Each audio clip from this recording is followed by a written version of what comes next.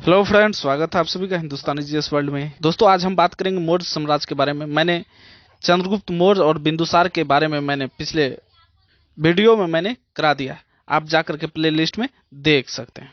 दोस्तों, ये सब टॉपिक काफी महत्वपूर्ण है और सिर्फ वीडियो देख करके आप आंसर कर सकेंगे एग्जाम में। जो भी महत्वपूर्ण प्रश्न बनेगा वो सारा इसमें दिया गया है। तो चलिए देर न करते हुए, जो चैनल पर पहली बार आए चैनल को सब्सक्राइब करें, घंटी वाली बटन को दबाना ना भूलें। बिंदुसार के उत्तराधिकारी अशोक महान हुआ, जो 269 ईस्वी में मगध की राजगद्दी पर बैठा था। अशोक ने एक और काम किए, जम्मू कश्मीर में श्रीनगर शहर बसाया। पूछा जाता है कि श्रीनगर शहर किसने बसाया?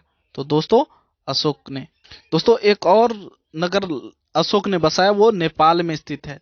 ललित पतन के नाम से जाना जाता है। राजगद्दी पर बैठने के समय अशोक अवंती का राजपाल था। पूछा जाता है, बहुत महत्वपूर्ण प्रश्न है कि राजगद्दी पर बैठते समय अशोक कहां का राजपाल था? तो अवंती का। गुर्जरा और मास्की अभिलेख में अशोक का नाम अशोक मिलता है। तो पूछा जाता है, किस अभिलेख में अशोक का वास्तविक नाम अशोक मिलता है? तो गुर्जरा और मास्की। पुराण में अशोक को जो है अशोक वर्धन कहा गया है। अशोक ने राजगद्दी पर बैठने के 8वें वर्ष 261 ईसा पूर्व में कलिंग पर आक्रमण किया और कलिंग की राजधानी तोसली को जीत लिया, अपने अधिकार में ले लिया। कलिंग का राजा खारवेल था, जो जैन मता अनुयायी था। कलिंग युद्ध में भयंकर मारकाट को देखकर अशोक बहुत दुखी हुआ। उसने कभी युद्ध न करने का निर्णय लिया। किस युद्ध में? कलिंग युद्ध के बाद। इस युद्ध के बाद अशोक ने बौद्ध धर्म अपना लिया। पहले वे शिव की पूजा करते थे। अशोक के प्रधानमंत्री का नाम राधागुप्त था। अशोक का धार्मिक गुरु उपगुप्त था। पूछा जाता अशोक की माता का क्या नाम था? तो सुभद्रांगी। और सुभद्रांगी जो थी, सुभद्रांगी, वो चंपा के एक ब्राह्मण की पुत्री थी। असंघमित्रा एवं कारुवाकी अशोक की पत्नियां थी। इसका भी उल्लेख किया गया है। और भारत में शिलालेख का सबसे पहला प्रचलन अशोक के द्वारा ही किया गया। अशोक ने ही शिलालेख लिखवाया।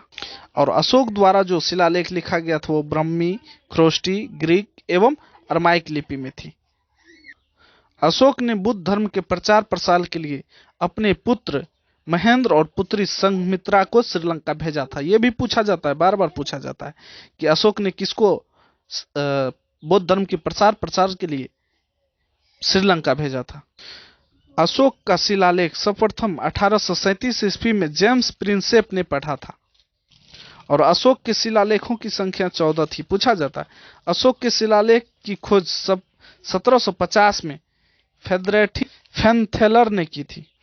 अशोक के स्तंभ लेखों की संख्या भी 7 है। ये केवल ब्रह्मी लिपि में लिखी गई है। अशोक के दरबार में डियानिसियस नामक राजदूत आया था, जो मिस्र के राजा फिलाडेल्फस और इसका दूसरा नाम टॉलमी द्वितीय ने भेजा था। अशोक के शिलालेख में सबसे लंबा शिलालेख 7वां शिलालेख था।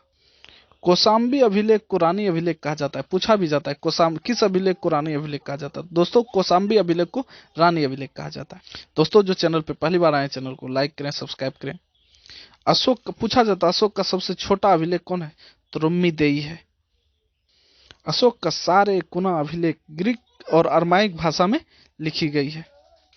पूछा जाता है, अर्थशास्त्र में गुप्तचर को क्या कहा जाता है? तो गुड पुरुष। एक और महत्वपूर्ण प्रश्न पूछा जाता है, सरकारी भूमि को सीता भूमि कहा जाता है। पूछा जाता है, कौन सा भूमि कहा जाता है? सीता भूमि कहा जाता है।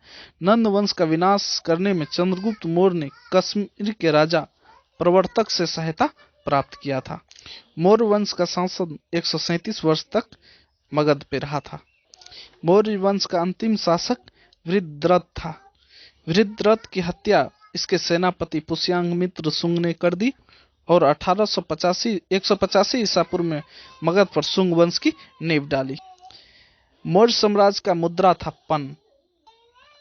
अशोक का नाम देवनाम प्रिय, जिसे देवताओं का प्रिय भी कहते हैं, यह भी नाम से प्रचलित था। तो प्रश्न आता है, देव नाम प्रिय की उपाधि किसे दी गई थी? तो अशोक को। पूछा जाता है, कलिंग युद्ध जो हुआ था वो किस शिलालेख में उल्लिखित है? तो दोस्तों 13वां शिलालेख में उल्लिखित है। दोस्तों अशोक के समय अर्थशास्त्र में शीर्ष अधिकारी को तीर्थ कहता है और इस तीर्थ की संख्या 18 थी। अशोक के समय प्रशासन की सबसे छोटी इकाई ग्राम थी, जिसका मुखिया ग्रामिक कहलाता था। पूछा जाता है ये सब, तो इसको ध्यान में रखेंगे। मैं खुद धीमी पढ़ा रहा हूँ, तो इसलिए आपको डायरेक्ट आपके दिमाग में ये प्रश्न बैठ जाते होंगे। अशोक के समय मौर्य साम्राज्य में प्रांतों की संख्या कितनी थी? तो 5 प्रांतों को चक्र कहा जाता था। अशोक के समय बिक्री कर के रूप में 1/10वां भाग वसूला जाता था। इससे बचने वाले को मृत्यु दंड तक दिया जाता था। बाप रे बाप। युद्ध क्षेत्र में सेना का नेतृत्व करने वाला अधिकारी को नायक कहा जाता था। तो दोस्तों इस तरीके